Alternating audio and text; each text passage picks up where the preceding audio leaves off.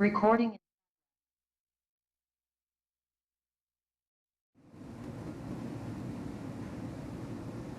The floor is yours, Amy. All right, I'll call to order the Public Improvement Commission hearing of July 25th, 2024. Todd, will you take a roll call? Certainly. Would the representative from the Transportation Department please state their name for the record? Amy Gordon? Public Works Department? Campbell. Inspectional Services Department? Brian Roder. Water and Sewer Commission? Denise Devlin. And Disabilities Commission? Sarah Leo. Very good. All right, at the request of the Public Improvement Commission staff, I'll entertain a motion for the acceptance of the minutes of the PIC hearing held on July 11th, 2024. I make a motion to approve the minutes. Second. All in favor? Aye. Aye. Opposed? Right. Utility pole hearing continued. On a petition by Eversource Energy for utility pole installation to install one new private utility anchor guy within Carolina Ave, West Roxbury, to be located on a southerly side at address number 111 west of Carolina Place. Utility pole hearing of 5/23/2024, and utility pole continued 6/27/2024. Hi, good morning. It's Katie Flaherty from Eversource Electric. At this time, we wish to withdraw this to work on a better solution for everybody to agree with. Perfect. I will entertain a motion to withdraw without prejudice. I make a motion to withdraw without prejudice. Second. All in favor? Aye. Aye. Aye.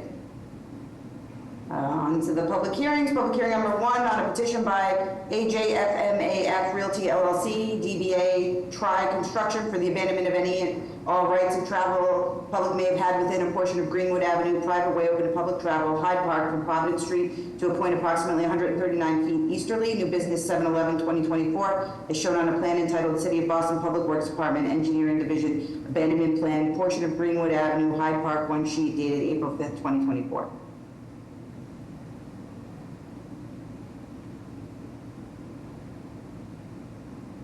Address? Go for it. Okay, I'm Joseph Azella. I represent Paul and Frank Fasoli and the LLC that owns the properties abutting this Greenwood Avenue and the portion that we propose to abandon. Greenwood is a private way. It's located between Providence Street and Hyde Park Avenue, and the discontinued area encompasses the entire width of Greenwood Avenue from Providence Street to a point 139 feet easterly.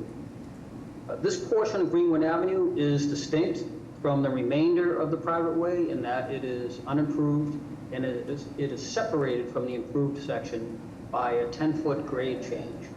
And the improved section is effectively a dead-end street because there is a curb, fence, and guardrail at the end of the street.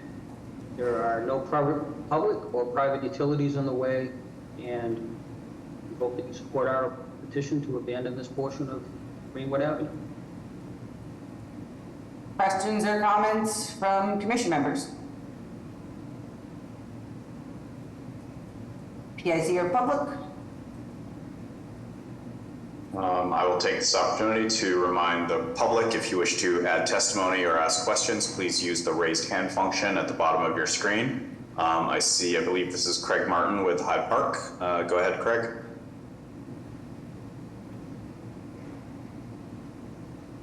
Good morning, thank you. Craig Martin again with the Hyde Park Neighborhood Association. This caught us off guard with the last meeting you had. Kind of caught us by surprise. We weren't informed subject. There should be some complications that we'd like to better understand. Go ahead and support this. First, first question is, why is the change being sought? It's being utilized as it currently is. Trying to understand why is this even being sought? Lies with the adjoining the abutting warehouses as it is now.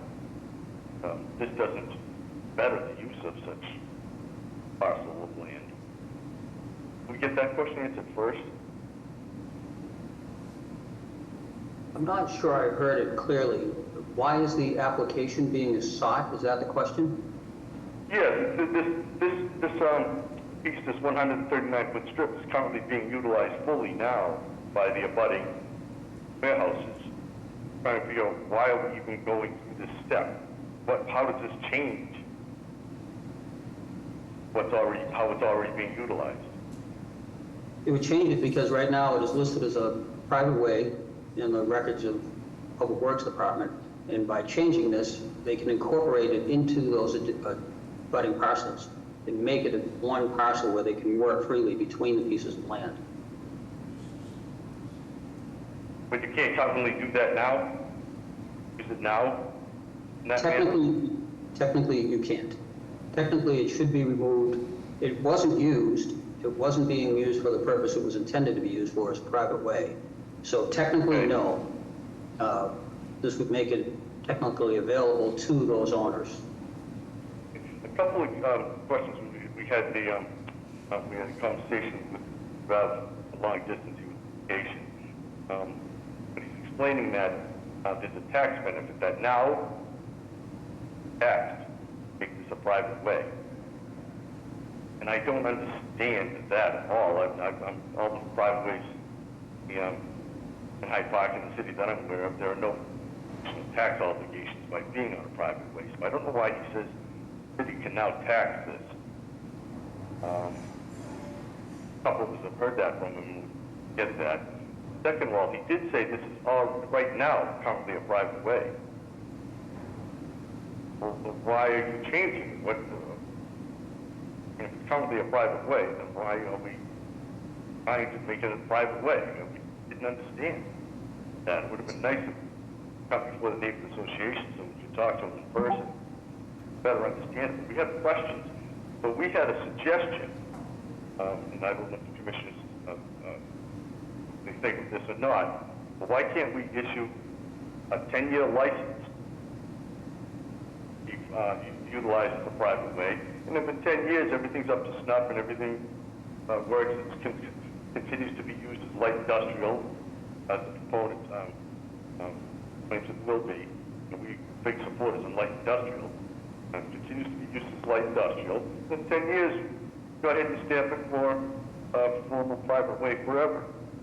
Seems to make sense that we just do, and I know the commission does license use of public ways. I'm wondering if they can't license this paper street 10 years as a private way. So let me see if I can understand your question here. We have a section of Greenwood here that is a private way, and a portion of it exists today as a street and is being utilized as that private way. And then there's a portion of it that was laid out, never constructed, does not look or feel like a road. And the subject of this is to get rid of that from being held as a road because it was never constructed in that manner. From the standpoint of the city, private ways are private property. Most of them are owned in fee by the abutters on either side. And those would be the petitioners for this. So the easement or whatever we hold for this to be a private way in the future was laid out and never utilized. So they're just looking to revert that back to the parcel that's there. If there's a private way, it would be used, right, to allow for public travel, allow for us to run utilities, allow for addressing. But if the abutter on either side has not constructed this private way and owns the property underneath it, it's more of, right, cleaning up old process that was never finalized. So there's no, from the standpoint of the Public Improvement Commission, this has never been constructed as a street. It is a paper street, so it doesn't have any street functions to it. So I'm not sure what the desired outcome or question is for you guys, but the portion that's the street will stay the street, and the portion that was never constructed will just revert to being a part of the parcels that are on either side of it. Does that help? Yeah, okay, yeah, and I think we did understand that, like, some confusions, like I said, the attorney says it's gonna be a tax benefit. Now, taxes, and I don't get how the city can tax this private way, but it's a private way taxed. Well, so regardless, Why is that? it would be, right, like, we're talking about the taxes of the property owner, not the taxes of everybody. So the petitioner would have tax implications for any changes to their property, not any other abutter. So is this considered when if we make this paper street private way, are the abutters going to be taxed at a higher rate? So only That's what he's implying. there's one entity that owns both sides. They're Right. saying that this was never constructed as a road, so we just want the easement for the road to go away. All tax implications are borne by that company, entity, whatever, is the petitioner, not by any other abutters of the roadway. No, that I understand, but the petitioner is the abutter on both sides of this roadway. There are no other abutters on this. Either Right, side. so I don't know if he's gonna pay more taxes or not, but that's right, like, you know, it only has implications for him. Yeah, I just, like I said, we had questions that we just like to have everything fully answered, and we were saying, well, why can't we just, the license? Does issue license? Well, so I don't, Okay. I think that's the part that I'm not understanding, is that there's no license that would exist here. We have an easement that is the private way easement that's there, but it has gone unconstructed since it has been, Yep. right, granted. So it's really cleaning up the fact that only half of this was constructed, and we're getting rid of the half that was not constructed. It doesn't Right. have any, like, there's no benefit to any person other than the abutting property as to Right.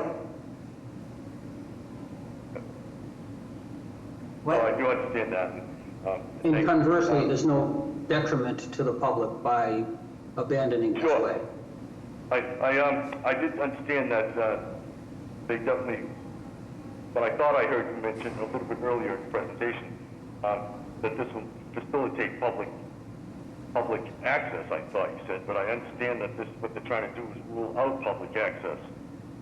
Right. So when you lay out a private way and it is constructed, then there is a public right to travel over that roadway. This road has never been constructed, so there is at the moment, right, like while there is an easement for a roadway there, the public rights to it would you know, begin when it appears, or when it is actually a roadway. This currently looks and feels like private property. And it does, it looks like we certainly looked at. But that contradicts completely what the attorney is saying, is that this is going to rule out public access. So I thought that was strange, because I don't know any private ways that don't have public access. Not that public is ever going to access this, there's nothing to access. But I was surprised, we were confused by his adamant statement that this will rule out public access. There's It's all confusing. well, the public so these two parcels have access off of Clouden Street, I believe it is, and will Yep. continue to. And so there was going to be a separate roadway that came off of that, but not that the public can still we haven't landlocked anything, if that's the question. The public still has access off of the street to these parcels. The public never had rights to enter through these parcels on a road that was never constructed, so we're not removing anything. Right. Well, this is that contradicts what the attorney is saying, is that this private way is going to rule out public access. And we're like, we've never seen a private way that you can't have public access.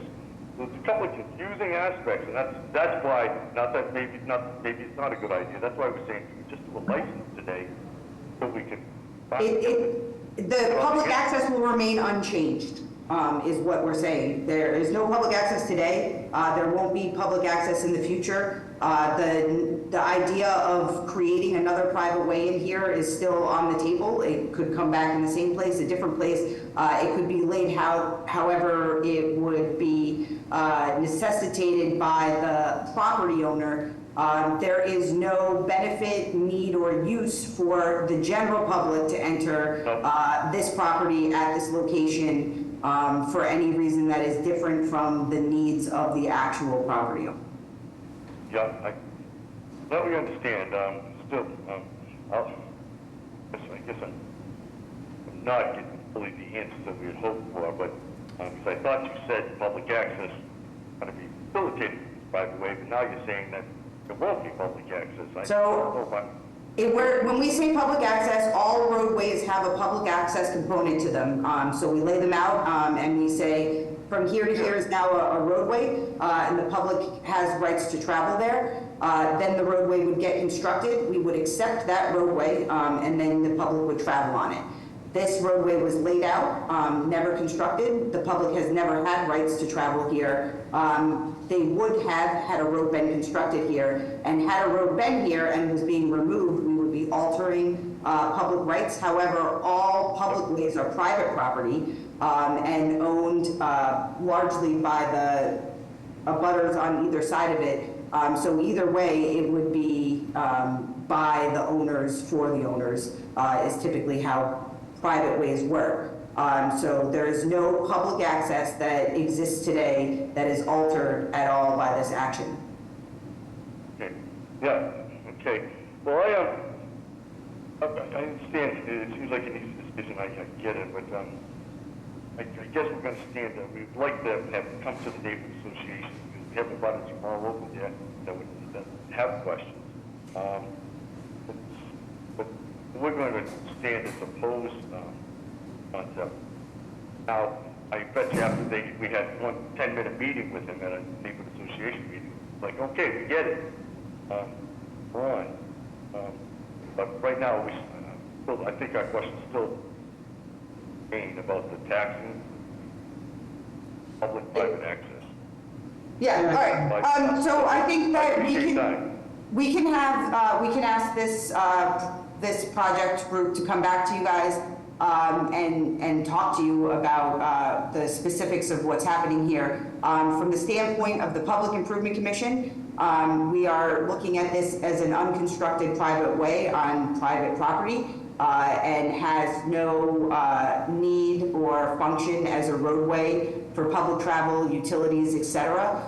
So from the standpoint of this commission, we are going to move forward with a vote on this action.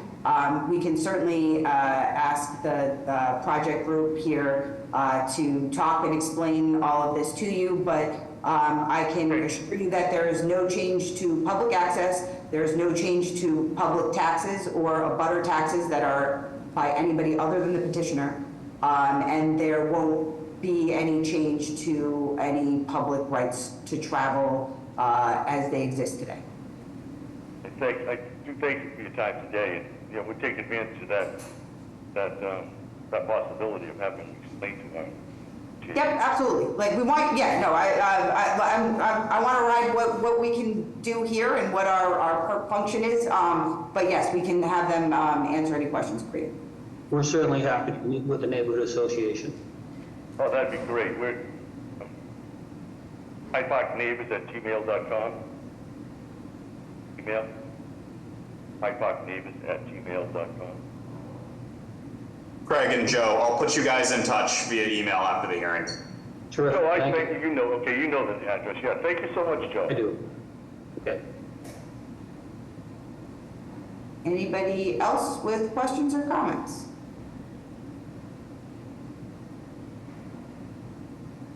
Hearing none, I'll entertain a motion on public hearing item number 1. I'll make a motion to approve public hearing number 1 on a petition by AJF MAF Realty LLC, the abandonment and all the rights to travel in the public have within the portion of Greenwood Ave, is read into the record by the chair and contingent upon the petitioner meeting with the Hyde Park Neighborhood Association. Second. All in favor?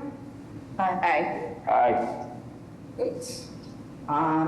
Public hearing item number 2 on a petition by the Wash GI LLC for the making of specific repairs within Washington Street, Public Way, Boston proper, located on its northerly side at address numbers 1395 to 1405, generally between Union Square Park and Pelham Street, on Shore Reynolds Way, consisting of curb realignment, sidewalk reconstruction, as well as a new and relocated specialty pavement street lighting infrastructure, hydrants, and bike racks. New business 7/11/2024, is shown on a set of plans entitled City of Boston Public Works Department Engineering Division Specific Repairs Plan 3095 to 1405 Washington Street, Boston, 2 sheets dated May 2024. Hi, my name is Giovanni Federa with Federa Engineering. I know the applicant is on, as well as the owner's representative and the architect. I can share my screen just to show some revisions that we've had since the previous meeting. Just confirm that you can see this. Take that as a yes. So this is the revised site plan. Not that. Let's go to close. This is the previous plan that we presented a few weeks ago. We did originally propose a curb bump out that went into the street, and that was just for better accessibility on the sidewalk with the proposed building at the subject property. And that was really the big discussion point at the previous meeting of, is that practical design or whatnot, So we made a few revisions over the course of the 2 weeks that we had since the last meeting, and we came up with this design. I know that we did mention this previously at the meeting, and it's really just kind of, getting the proposed curbing and really just creeping it into the street a little bit more, just so we're gaining a little bit more, width on the sidewalk. And if I zoom in here, you can kind of see where the existing sidewalk is. It's this kind of gray area over here. And we're just kind of, inching it out into the street, probably about 1.5 feet or so. We tried to get 2 feet, but 2 feet seems just a little bit too much. And it leaves us at this pinch point right here with a little over 8 feet of width, and with the distance in between from the parking to the travel lane or that bus lane, it's about 6.5 feet. And what we did propose is that I know we previously were going to relocate the fire hydrant that's located here, and it was going to be within this the curbing bump out, but we see that that's not necessary anymore if we proceed with this design, and so there will not be any parking right here for this hydrant.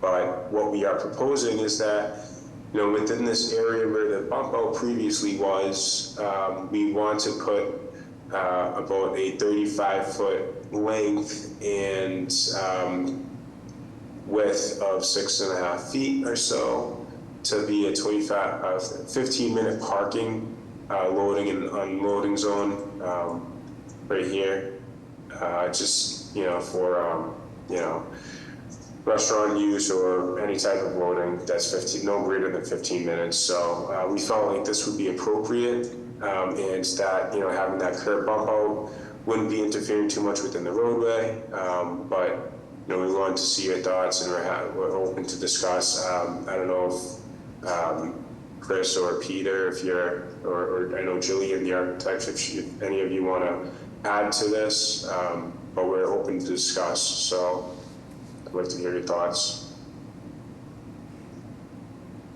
I think you covered most of it there. Okay. Thank you. Okay, so I think that we had discussed this as an option the last time around, and we just, between Sarah and I, we just got it this morning, and we have some other potential dimensional questions. I think that we can take this and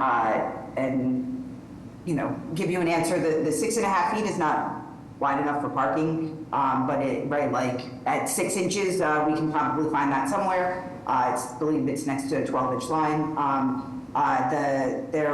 The regulations that you have out there is for 15-minute loading and unloading, but we have a variety of yellow top meters out here, so I think we'd want to coordinate our curb edge with what we currently have going on. But I think all of that are things that we can pretty simply decide and provide back for you. I am not sure if you would like to have that be the subject of a vote contingent upon these things, or if you would like to come back once you have an answer. I think I'd be happy with a vote contingent on just finalizing the meter and parking signs. It's more of the construction, knowing where the curb's going so we can continue with construction is my only time-sensitive thing. So. Yep, and I think we can get you that answer. Just that, right? Sarah and I haven't had an opportunity to fully figure out what we're asking for here. I'll let any other commission members comments or questions. Yes, I think I'm concerned, or just about the lane widths. Like Amy said, 6.5 feet is not enough for even a loading or parking lane. So we would need to be reallocating all of the road space in this cross section here, and I am not sure as of today that we do have the width. I mean, it looks like it, but we don't have confirmation. So I'm a little uncomfortable voting to approve this curb line without confirmation that the lanes fit. Yep, I'm with you, right? Like, I think that the only caveat I'd put on that is that the original proposal and alternative doesn't pull, right, like has the bump out, and we could revert back to that. But if we want to push this for 2 weeks, would the team be able to come back for a continued public hearing in 2 weeks? I am available. Peter, Chris, would you be okay with that? Sure. Okay.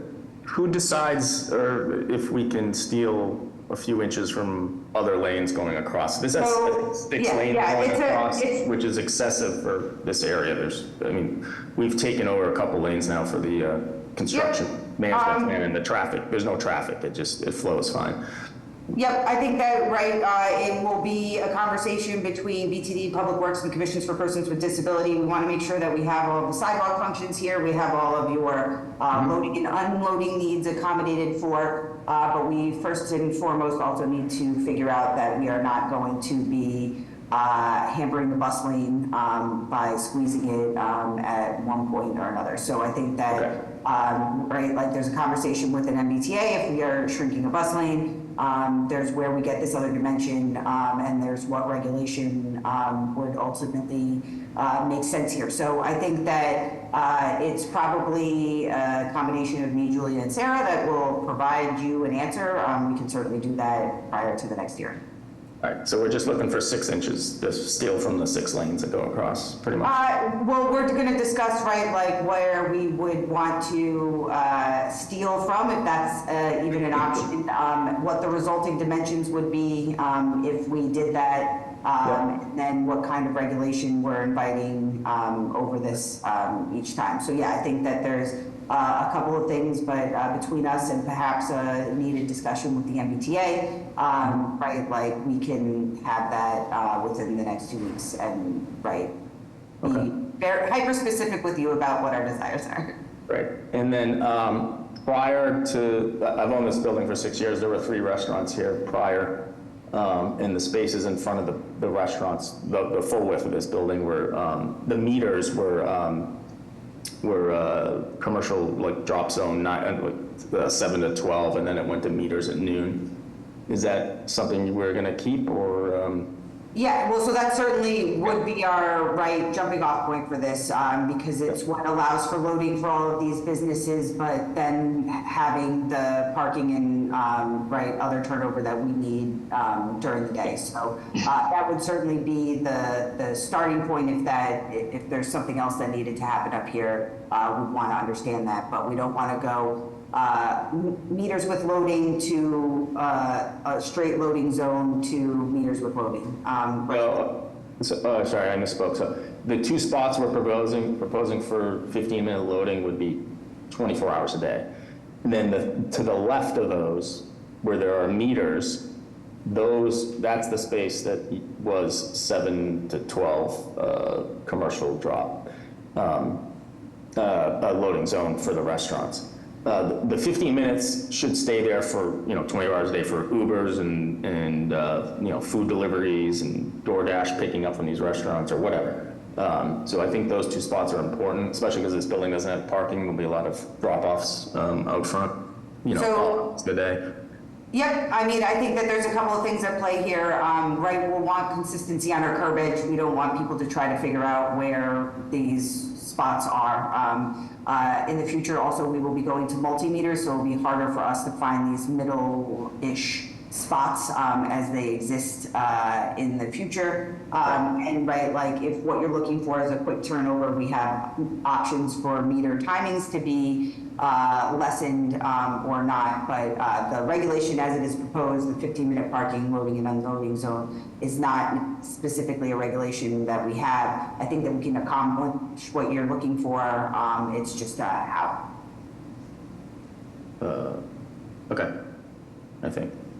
Can we eliminate meters here and go to the multi-space parking, or? So multi-space meters will be coming here in the future, but I think that it's the allocation of the curb space and making it make sense for the whole block and not changing it in front of each individual business. Yep, okay, great. One additional clarification here. You're mentioning 2 spaces in this pickup drop-off zone, but it's only 35 feet long. That's a little short for it to be 2 spaces. If you did want it to be 2 spaces, we would probably need it to be a little more. Was that just the amount of space that was left, or is there any additional room? That's just the amount of space that's left.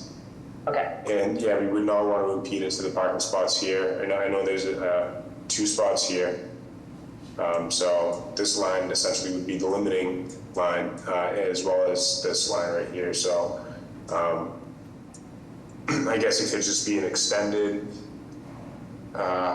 Yeah, we'll need to allocate this curb edge appropriately. To Julia's point, right, 20 is the minimum, and that's typically 1 on the end and not 1 in the middle, right? So like that's not 2 spaces, so we would get immediate encroachment on either end of this. Also, if we were going to have a different regulation and there's 2 other spots right behind this, then it might make sense to have the quick turnover flexible spaces on the end and not in the middle of metered parking. Yep, if you don't put in front of the building all the Ubers and the food delivery services, we'll just double park in the bus lane.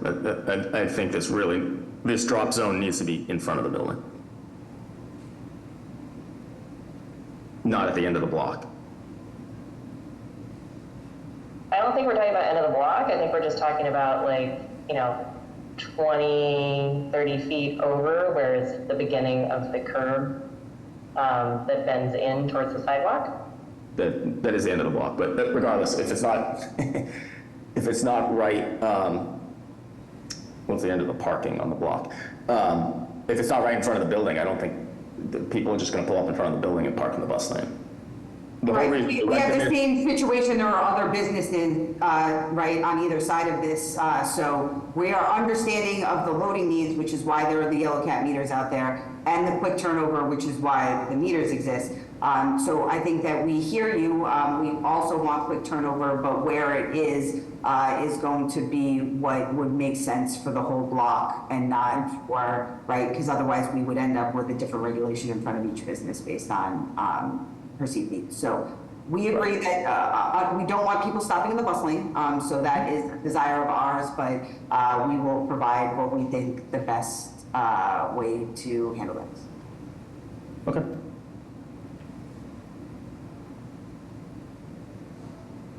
All right, I guess I will entertain a motion to continue public hearing item number 2.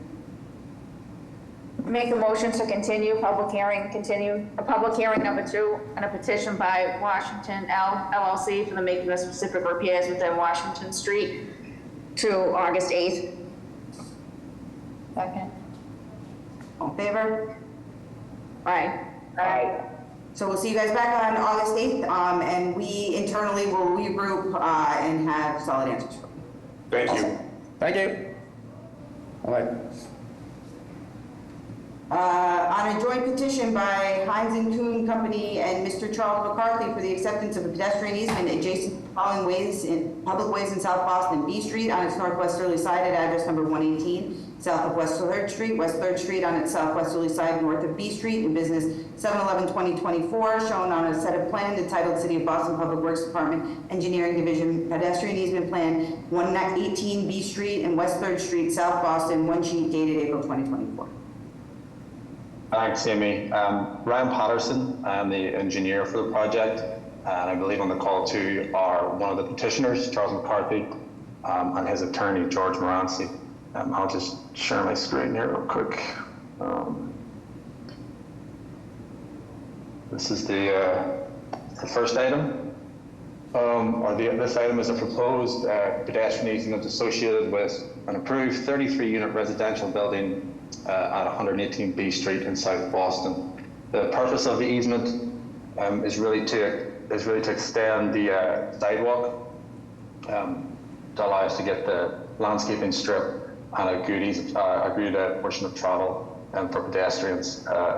In total, it constitutes 457.38 square feet. There were no questions or issues raised at the new business hearing 2 weeks ago. However, after the hearing, there was a question about the minimum height of a residential deck located above a portion of the easement, which was this portion right here. And in response to this, the architect has adjusted the depth of the deck. He's really just pushed it back so that nothing now encroaches over the easement. And you can see that's been reflected here on this plan. I believe at the last hearing, the question was raised, you have a crosswalk going across West 3rd Street, you've labeled an existing pedestrian ramp as ADA compliant, and you were going to check with the city's ongoing ramp reconstruction program as to whether or not that. Yes, this was, I mean, I guess that will be next on the agenda. Oh, sorry, yeah, no, that's fine. If you want to. Okay. You're right. Sorry. But you're All absolutely right, right. Yeah, questions or comments pedestrian by, easement. yep, questions or comments by commission members on the pedestrian easement?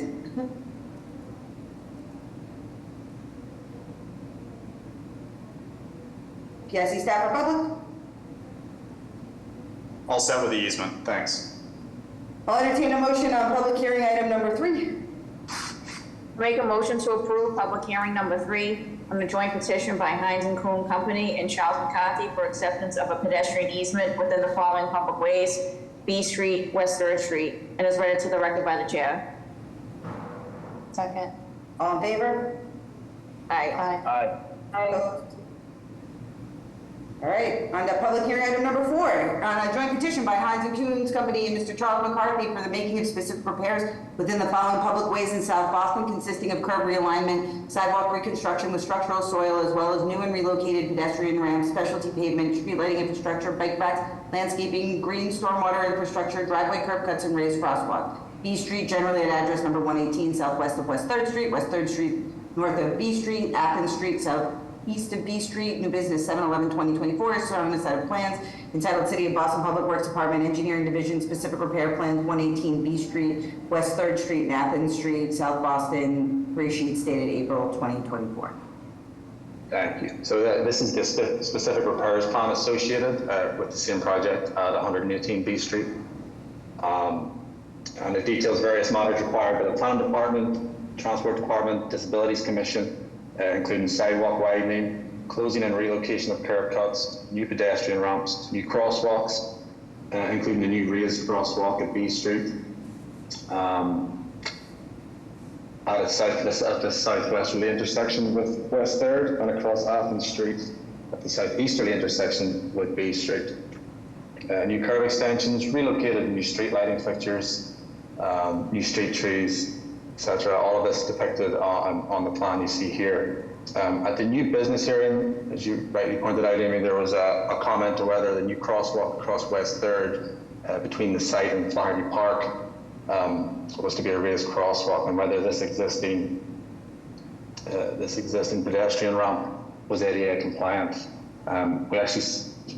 I actually went out there myself, surveyed and found it to be compliant, using the same parameters as Public Works use for their other ramps. And I think in terms of the raised portion of the sidewalk,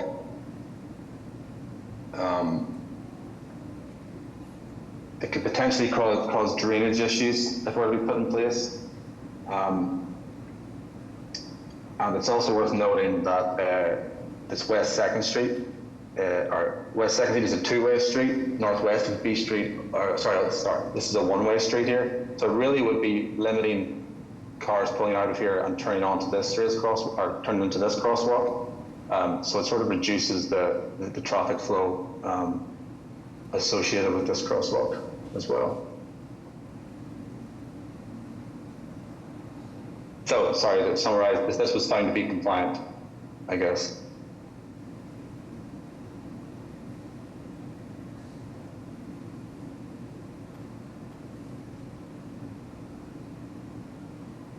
I have a question.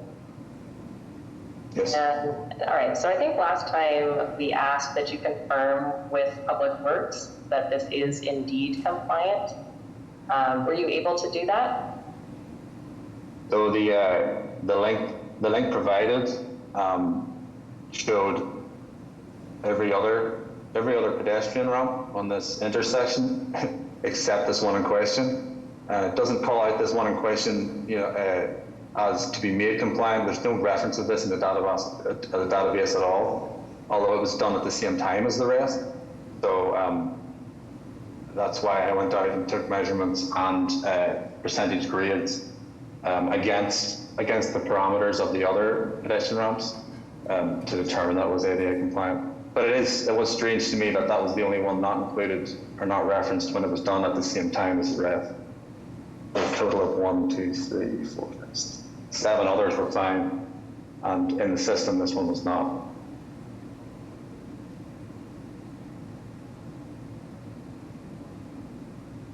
Okay, I do think we need to confirm. I was able to find information on this ramp in at least one of the databases that we have, and there was at least one issue making it not compliant in that assessment. So I do think that we need to be on the same page about that one ramp. Okay, like I said, that in those databases that were sent over to me, I couldn't find record of it. And when I put it against the other, I was able to pull up basically how the other ramps were measured, and it exceeded or matched every other parameter. I can basically show you what I did in the survey.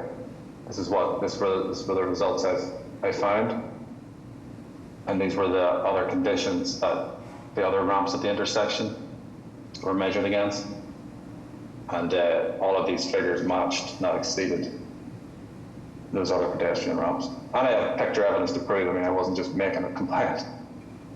No, I appreciate the effort. Just we have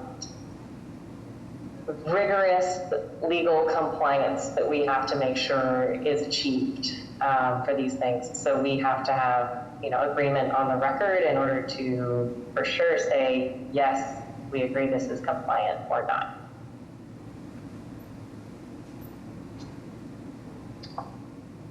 Okay. So I guess if we come back to you and say that it is our belief that this ramp is non-compliant, are you okay with reconstructing this ramp? We won't discuss raised elements here, but reconstructing this ramp to make it compliant and adding it to the project? I think so, yeah, of course.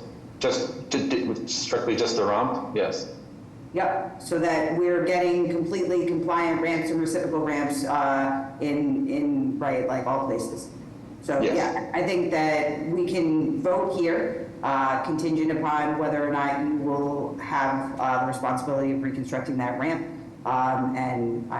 We can probably get that answer from Public Works to tell you potentially what is making it non-compliant, but also, right, like, can give you a firm answer on its status. Okay, great. Yeah, I mean, I'm okay with that. I don't know. I'm not the petitioner at the end of the day, so Charles Sorry, or yeah, George, yeah. that sound good? Yeah, that's good, yeah. Great. Any other questions or comments by commission members? PIC staff or public? All set. I will entertain a motion on public hearing item number 4, contingent upon the status of the final handicap ramp and whether or not it should be included in this plan. I make a motion to approve public hearing number 4 contingent for making a specific repairs in B Street, West 3rd Street, and Athens Street, contingent upon addressing the comments and finding the status of the final of the handicap ramp. Second. All in favor? I Opposed? Great. On to new business. New business item number 1, Hadley Street, Parker Street, Cambridge Street, Stark Street, Brighton Street, Caldwell Street, Medford Street, Charlestown, specific repairs on a joint petition by the City of Boston Transportation Department and the City of Boston Public Works Department. Good morning, Commissioners. My name is John Monticelli, one of the principal engineers in the infrastructure and design team in the Streets Cabinet. We have a proposal for a package or a little suite of transportation and pedestrian infrastructure improvements in the Charlestown neighborhood. I'll pull up the plans in just a moment. Some of this came out of initial planning pre-Encore Casino. So this has been going around and discussed with the community for a while now, and the state as well. So let's get that up on the screen here. Cool. Is that visible? I can zoom in a little bit. No complaints? Great. Okay. This first one here is the intersection of Cambridge Street at Parker/Hadley Street. If you're familiar with the area, the Sullivan Square T station is just off street down Cambridge Street. So currently this is a downhill slope for both of these streets into a Y formation in order to better control how people are kind of moving through here in their vehicles, to firm up sidewalks that are wide enough and compliant and unobstructed, and to reconstruct a series of pedestrian ramps for accessibility. We're proposing to reconstruct a variety of these sidewalks, to do new ped ramps, to introduce a few additional traffic signal infrastructure, the signal posts, so that our push buttons are near our ramps. And then this kind of squiggly line with some trees back here. This is a green infrastructure bioswale that's being used to kind of hold up a part of this hill that's right here. So this is all a gravel and landscaped hill to a parking lot. So we're going to do our best to lay this out in a way that holds up the earth there. A curb extension here onto Parker Street, again, just so that we could get the dimension for the ramp to properly align for the crosswalk.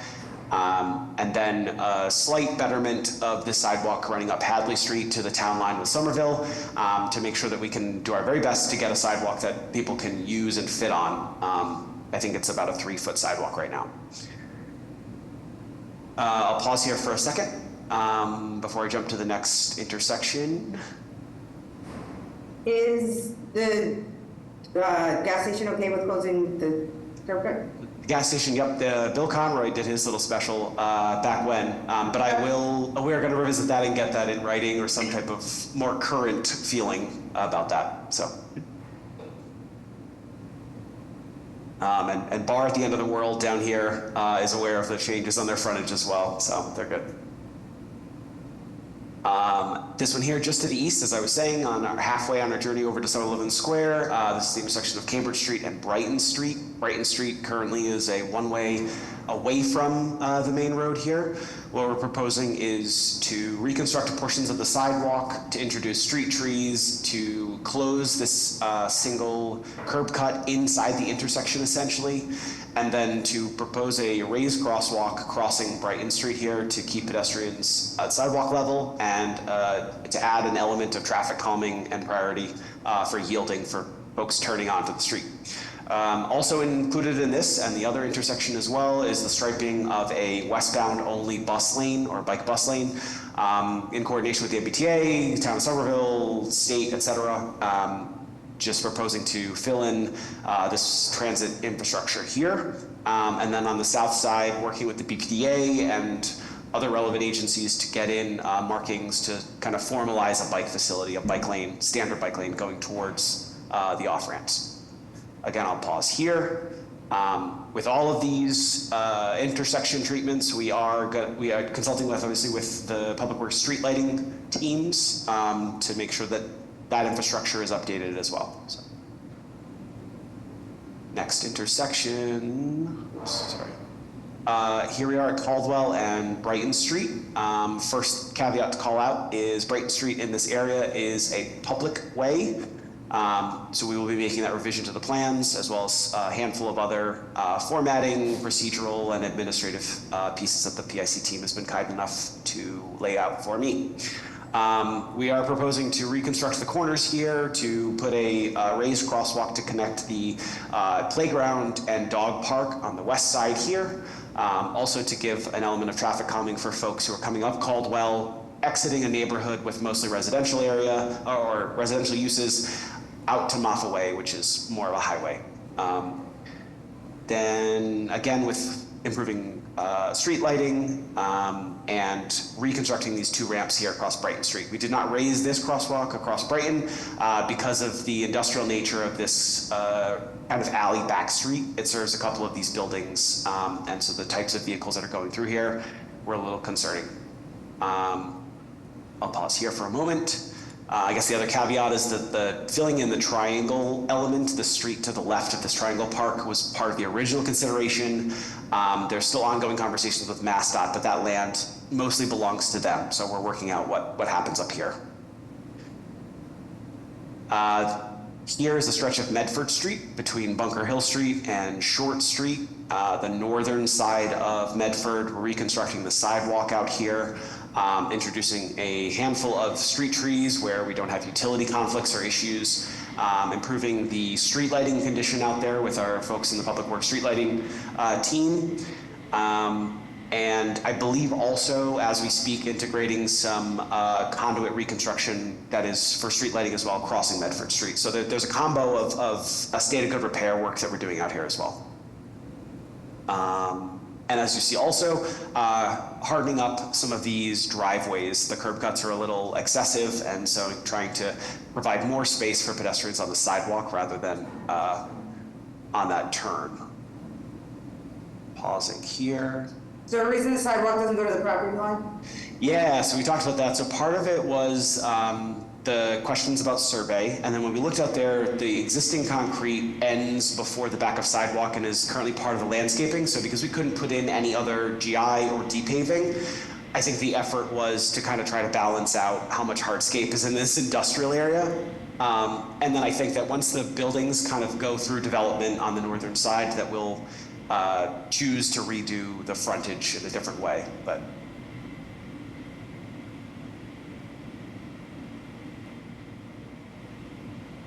cool. That's it. I know my plan's set. That's it. Questions or comments by commission members? PIC staff or public? All set. You ready on August 8th? I will. Yep. All right, see you then. Thank you much. Moving on to new business item number 2, 22 Dry Dock Avenue, 331, 339 Northern Avenue, Tide Street, South Boston, specific repairs on a joint petition by 22 Dry Dock LLC and the Boston Economic Development and Industrial Corporation.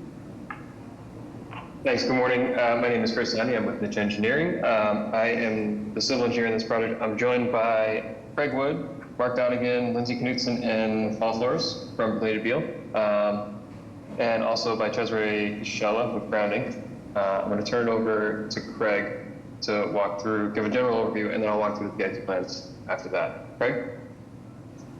Yeah, thanks, Chris, and hi everyone. Good morning. Thanks for your time. So, a brief overview of the project. This is a 350,000 square foot life science facility that is fully leased by Vertex Pharmaceuticals. It's located in the Raymond Flynn Marine Park within the South Boston waterfront, which means that it's on a ground lease from the Economic Development Industrial Corporation of Boston, or EDIC. We've had a lengthy permitting process, and one of the components of that through our conversations with the EDIC was to come to the Public Improvement Commission as part of their process for handing over the streets eventually to the city of Boston. There's two things that I'll mention that were of particular focus during the public process, neighborhood process, and then during the city and state approvals. One of which is that the building is elevated 5 feet, which it may not seem obvious from this perspective, but made it difficult and really took a lot of work on a number of people's parts to make sure that the building still felt integrated and that the public realm still felt in keeping with kind of a new development in this submarket. The other thing is that this building is a modern life science facility, but our neighbors and our neighborhood has an industrial heritage, both traditional industrial as well as marine industrial. And so the public realm needed to be in keeping with that industrial heritage and make sure that truck traffic could pass easily through these streets and around these streets, and make sure that we weren't creating any pinch points or corners or public realm safety issues that we had to work through. So with that, I'll hand it back to Chris and Cesare to walk around the site plan.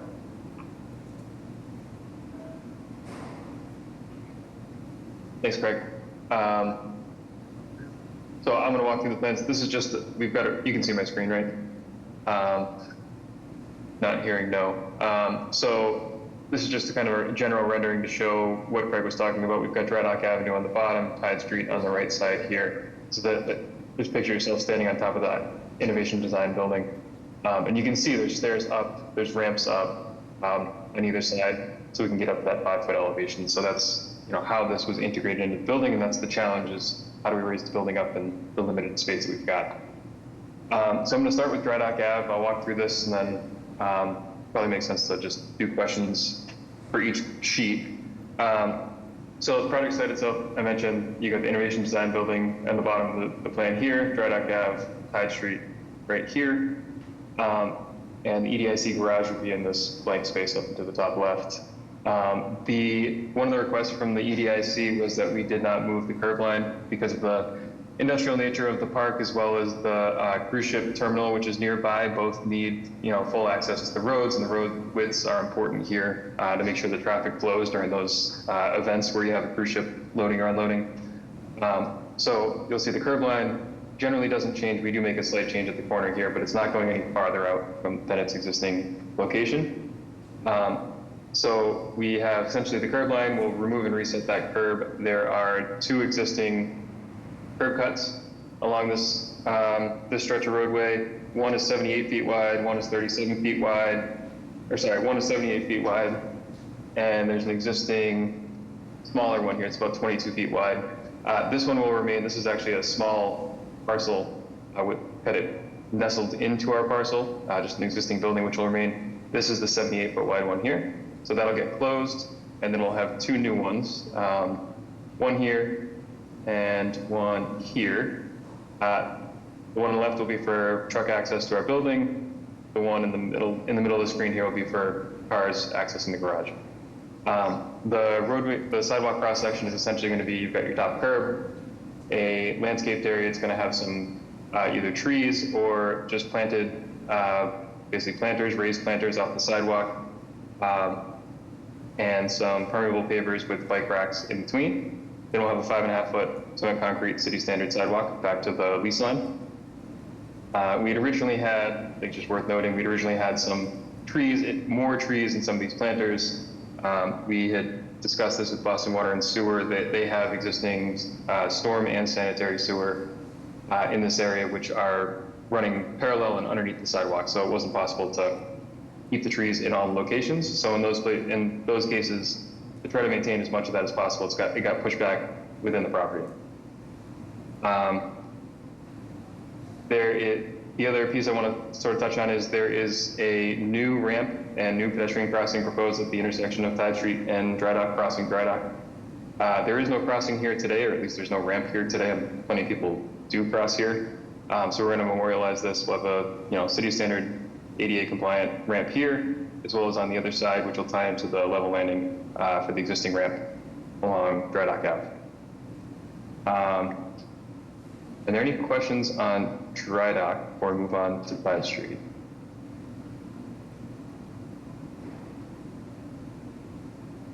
All right. So moving on to Tide Street, this would be a similar sort of layout here. We've got, again, we are not moving the existing curb line out at all. This is just to maintain truck access and vehicular access as it is today. We are adding in a new raised separated cycle track. This will be essentially an extension of the cycle track, which has recently been built along Northern Ave. So we're going to extend it. This is one way. You'll be coming down the page, take a right, and then ending at the intersection of Tide Street and Dry Dock Avenue. So the cycle track will be at sidewalk level. It'll slope down and then into the intersection here. This basically meant we had to push the sidewalk back onto within our lease line.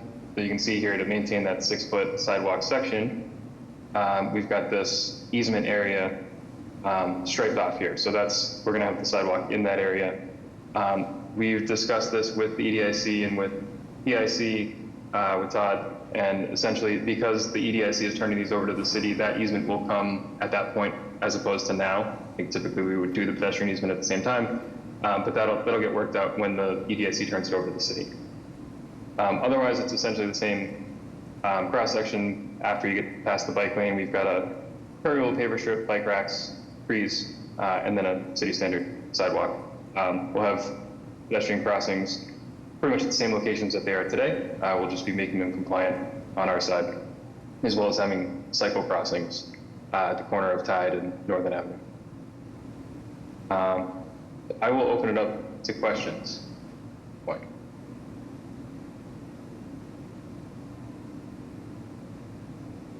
Questions or comments by commission members? PIC staff or public? Hi, my name is Sarah Lee. I did try to raise my hand, but I don't seem to have that button. Would I be able to? Yeah, go for it. Okay, hi, thank you. Good morning. Thanks for the opportunity to chat. My name is Sarah Lee. I'm the manager of transportation planning at Massport. Thank you for the opportunity to join this meeting.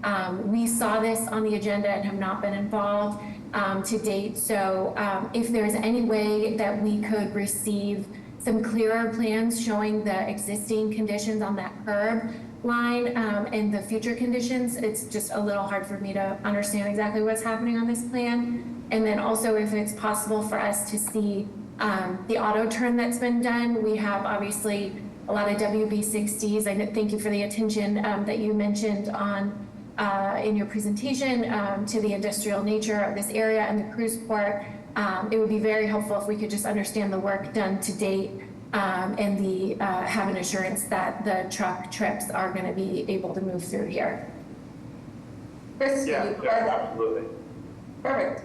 Yeah, this is here for new business, so it'll be back in 2 weeks for a public hearing. So we'll ask the project team to connect with you guys prior to your public hearing. Thank you. Yes, they have sent some of the plans. If they could share that additional information, that would be very helpful. Thank you so much. Any other comments or questions? All right, hearing none, we'll see you in 2 weeks. Great. Thank you. Thank you, everyone. All right, that concludes the public hearing commission for today. I'll entertain a motion to adjourn. Make a motion to adjourn. Okay. All in favor? Aye. Aye. Thank you, everyone. See you in 2 weeks. Thank you. Have a good day. Record.